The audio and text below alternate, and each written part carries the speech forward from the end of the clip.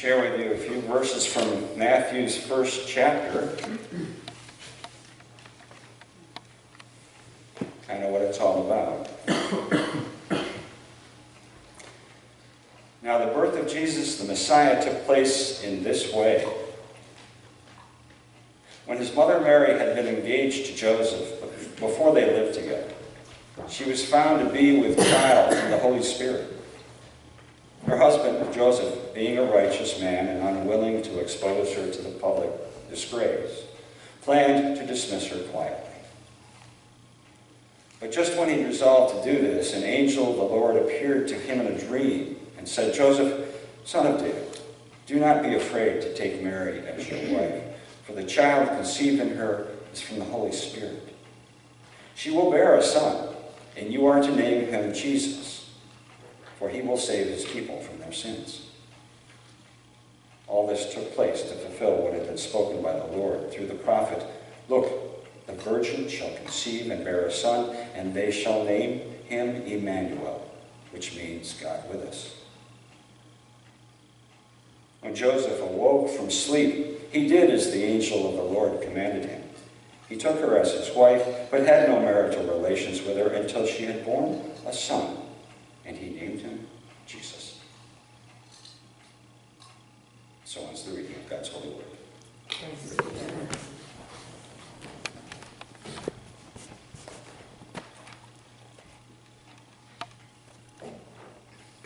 invite us to pray.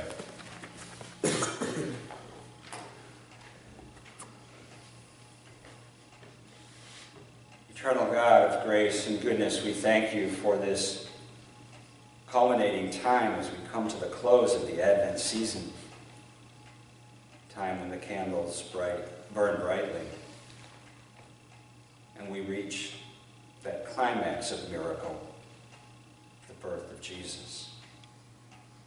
May he truly come to light, to full radiance within our hearts, within our lives. We ask this in your holy name. Amen.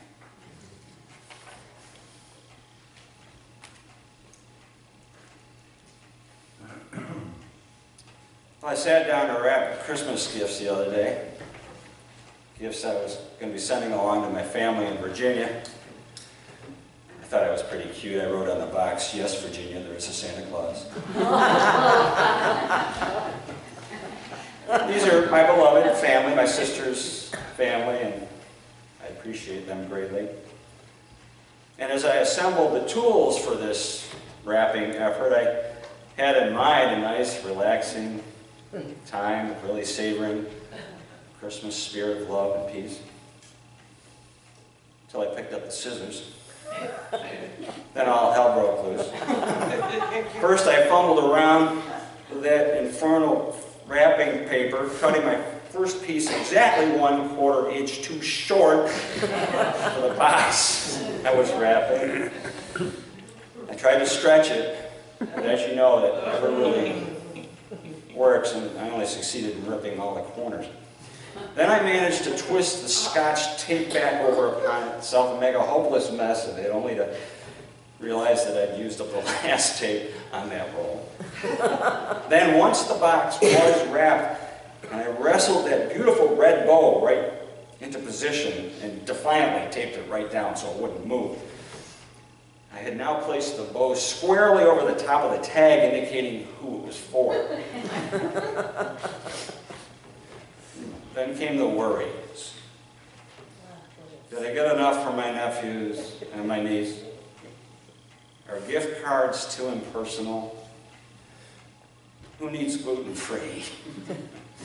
Does anyone have a peanut allergy? Does my nephew's wife merit something more than my other nephew's girlfriend? And how long do you have to be dating to get the same amount?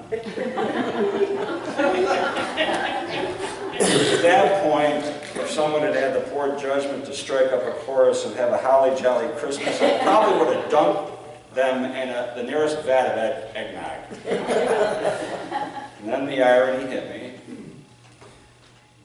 In a few days, on Christmas morning, the family will sit down to open up these gifts from Uncle Tim with warm smiles and warm hearts, bask in the sense of Uncle Tim's loving kindness, sending along all these thoughtful gifts, having no clue that at the time those thoughtful gifts were wrapped, Uncle Tim looked a lot more like Lon Chaney than Chris Springer.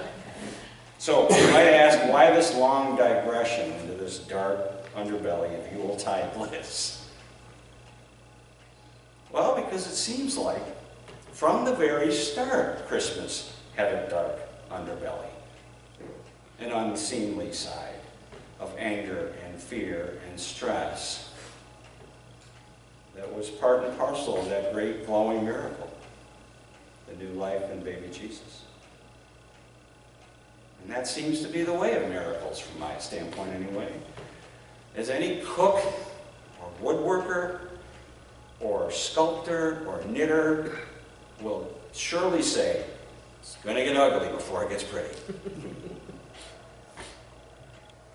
Gentle Joseph was caught in a heck of a bind, and he might have been excused if he didn't feel especially gentle, because his fiancée was pregnant, and not by him. In fact, not by any him, though we didn't know that. If somebody had told Joseph that his family was going to usher in the greatest gift that humanity had ever known, we can only imagine how Joseph might have scoffed. Can you hear him? Look, if you call this the beginning of a miracle, you're off your ever-loving rocker. The biggest miracle would be if Mary and I survive this nightmare, let alone stay together as husband and wife. Now what do I do? Bill Cosby used to quip that if you're into one of those pottery projects and it goes awry, you just put 2 grooves in it, you got an ashtray. Nowadays, because of smoking concerns, we might forget the ashtray and say a candy dish. But either way, the deeper message in that little quip is that no creative effort is ever lost, even if it seems to be lost. We reach this point in the Advent season, it's typical for us to really focus on Mary's role in the miracle, and rightfully so. Mary carried the child, she bore the child, she raised the child, blessing all the world with the fruit of her womb.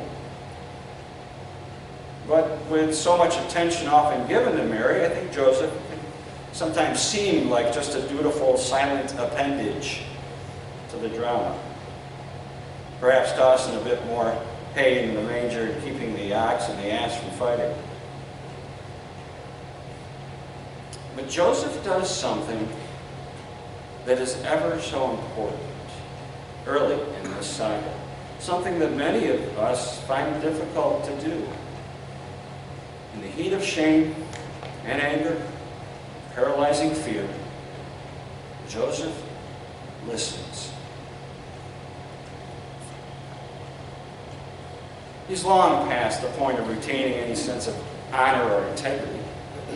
Mary's not going to get unpregnant. So he's up against it now. And his mind is set on severing all ties and doing his best to be rid of this disaster. But it's precisely then, in the middle of despair, certainly a very fitful sleep at best, Joseph listens to a word of hope from somewhere beyond his best thinking.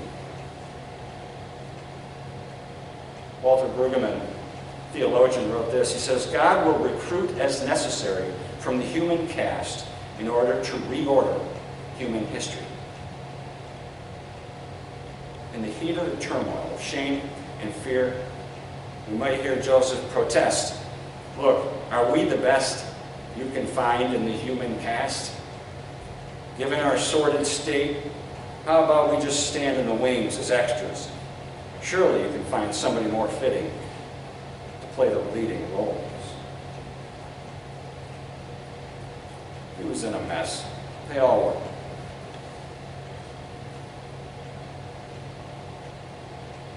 My nephew Evan loves to cook, which works out very well because I love to eat. And we make an excellent team.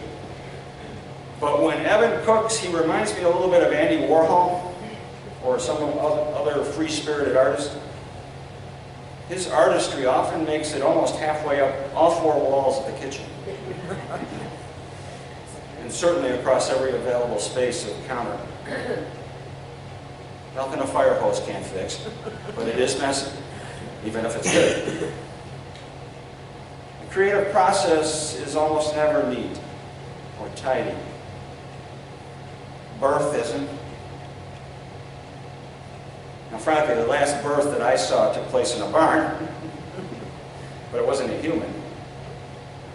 I was one of the guys charged with cleaning up afterward, and I can very much attest to birth being very messy. I'd say a good 3 bales of straw worth of messy. But how worth it, even in that situation, to see beautiful, lovely, tottering filly standing there on new legs. It's really quite a sight. It's no less messy with us humans. Whether it's physical birth or the birth of new ideas, new efforts almost always involve people with differing ideas, differing visions, differing hang-ups, histories, coming together to create something good. Good, but not easy. Especially for somebody like me that wants everyone to get along. But that's a funny phrase, get along. God seemed to want Joseph to get along. Get along with it. Get on with it. And let God work the miracle. In spite of Joseph's humiliation, in spite of the motley crew God had chosen to live out this miracle.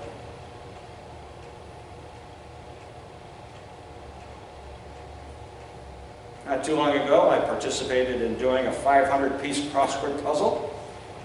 Not alone, God forbid. A team of us worked on it. And there wasn't an expert puzzler in the bunch. Amateurs, all of us. And frankly, we were all confounded by way too much water and sky. But together, and very slowly, we put the puzzle together as a team. Well, Joseph was aroused from his sleep by the Spirit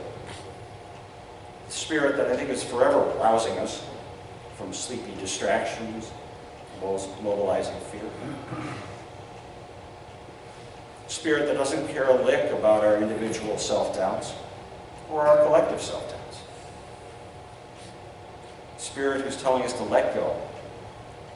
Let go of our sanitized obsessions, airtight judgments about how it ought to be, and rejoice in what can be with God. Counting on the fact that the loving eyes of Christ can see right through all the muck and the mire to the miracle right in our midst. Our Christmas gifts may be shabby, the bows may be off-center, but God seems to be in the habit of turning messes into miracles, even the miracle of peace.